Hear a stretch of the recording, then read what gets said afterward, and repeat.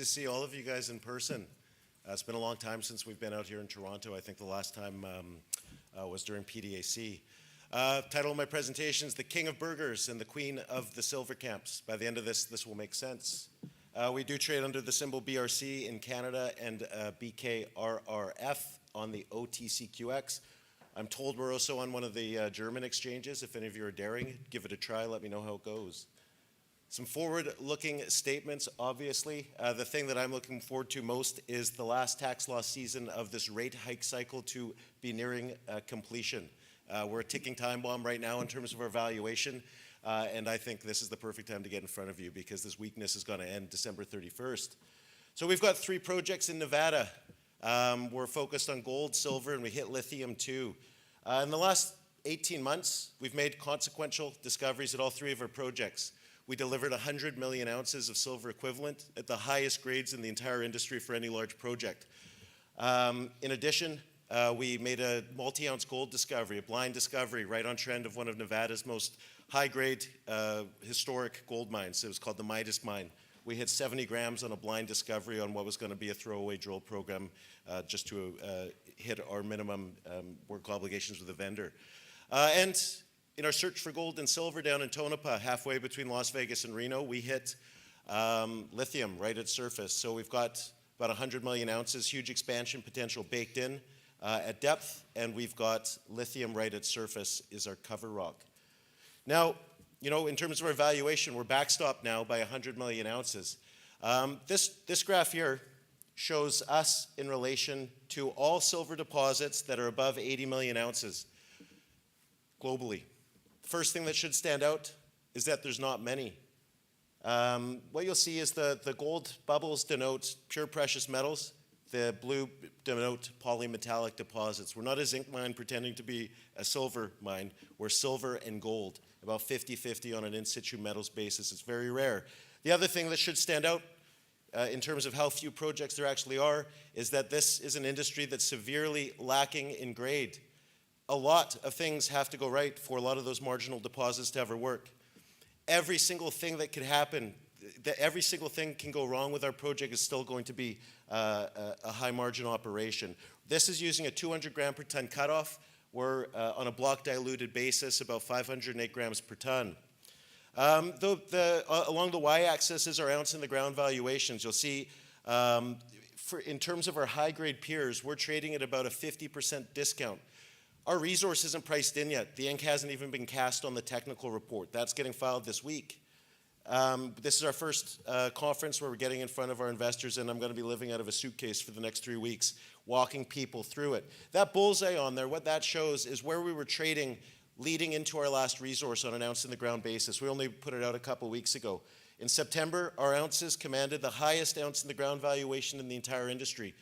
About just around $1 an ounce. Our other high-grade peers are trading for about 90 cents an ounce right now. Today, we're 40 cents. We're higher grade.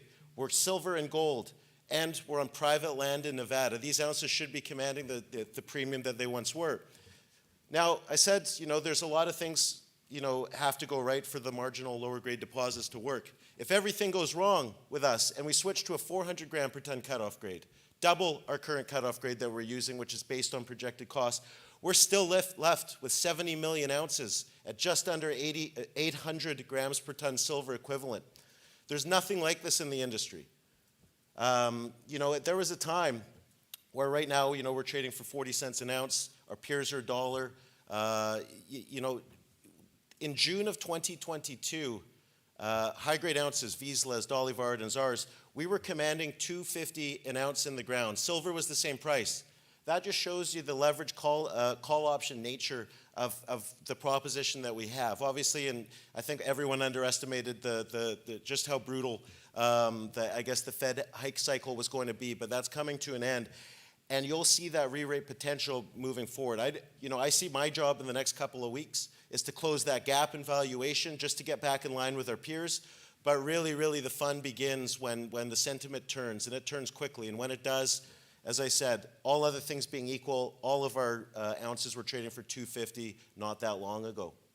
So what is the Tonopah Silver District? It's halfway between Las Vegas and Reno. It's known as the Queen of the Silver Camps. It's second only to the Comstock lode in terms of silver districts in Nevada. And just as the Comstock was a very, very consequential discovery in Nevada, the Tonopah Silver District was one of the most consequential discoveries in Nevada history. They say Nevada's a state because of the Comstock, but it stayed a state because of the Tonopah discovery in 1900. It really reinvigorated the state when nearly 2/3 of its population had left. Within a few years of the Tonopah discovery, a whole bunch of discoveries in the lower half of the Walker Lane were made.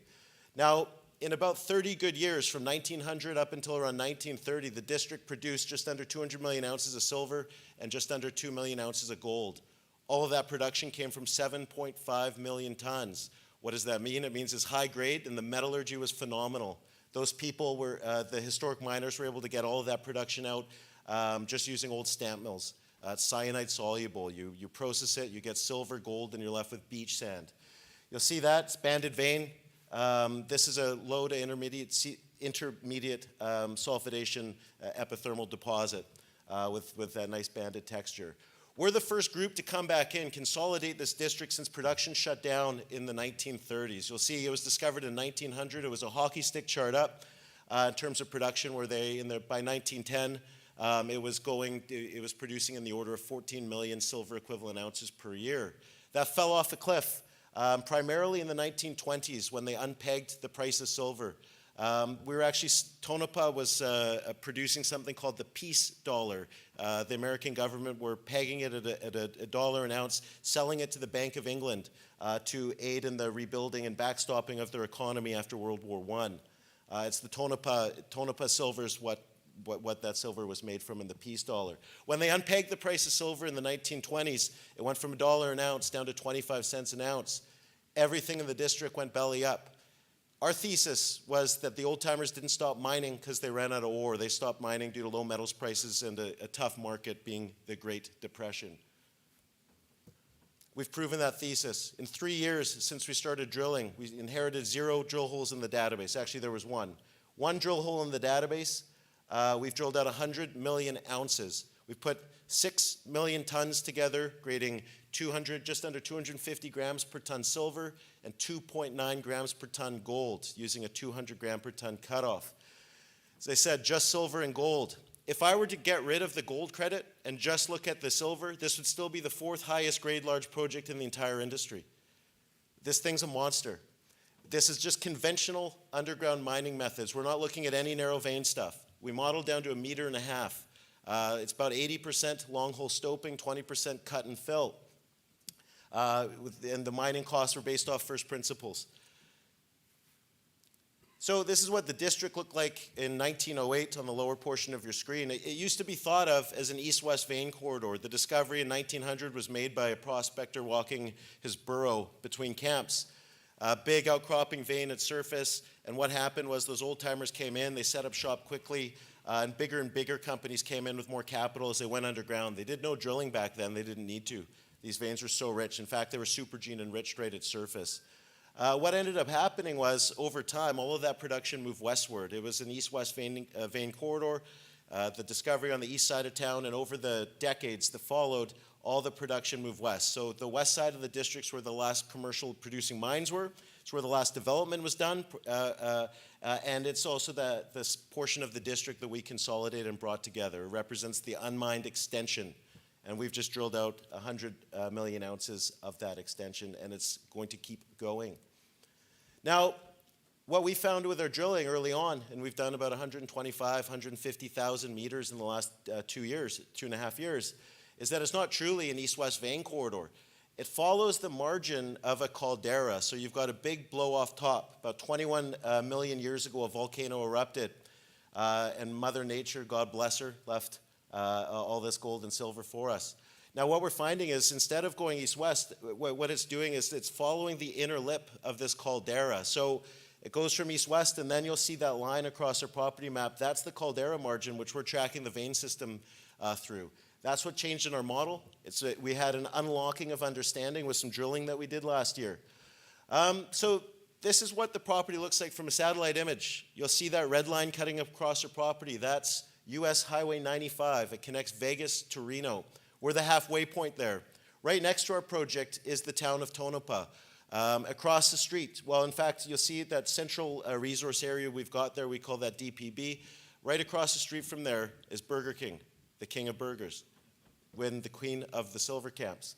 Now what you'll see, the northeastern portion, that the candy striped looking one, that was the last producing mine in the district. When they stopped mining that in the mid-1920s, they got down to around 1,880 feet, and as they went deeper, the vein kept blowing out. They flooded the mine. Where they stopped mining, it was said to be 24 meters thick. 90 years later, when we went back, we figured that'd be a good place to start. Our first drill hole hit 30 meters of a kilogram per ton silver equivalent.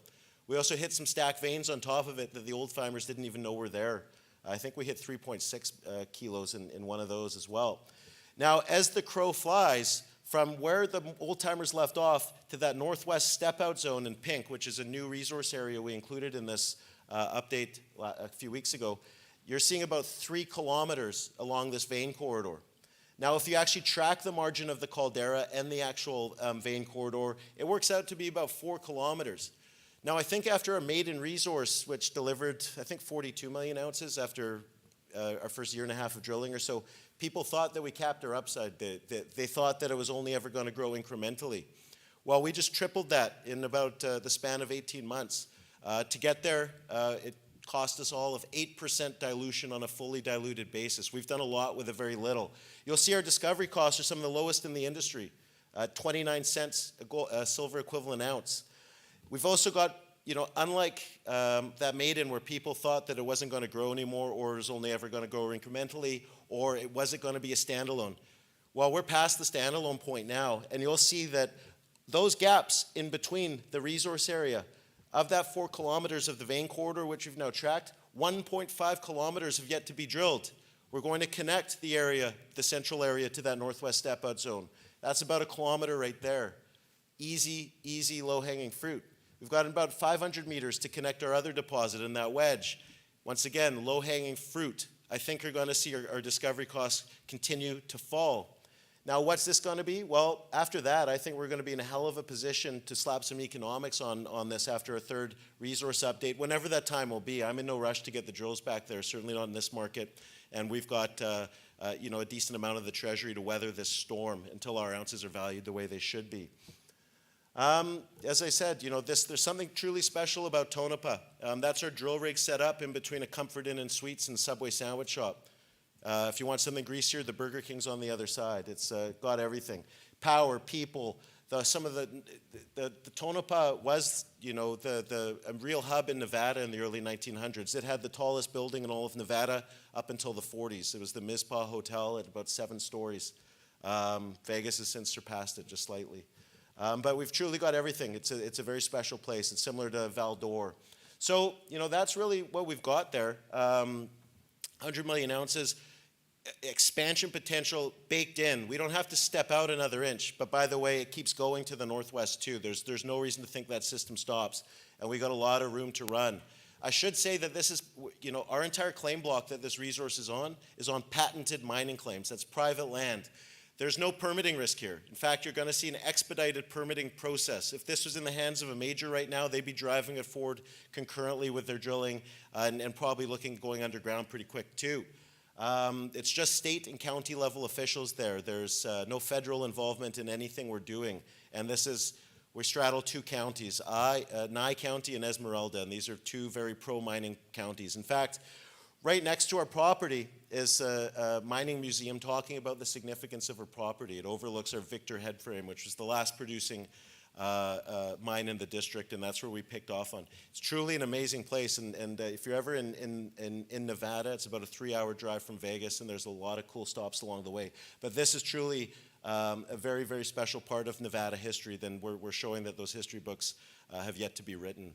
The guy who discovered it became governor of the state 10 years after that. A guy by the name of Howard Hughes tried to consolidate a portion of her property in the 1960s, and an even more famous, soon-to-be famous person, Andrew Pollard, has just reinvented this district. So, thank you.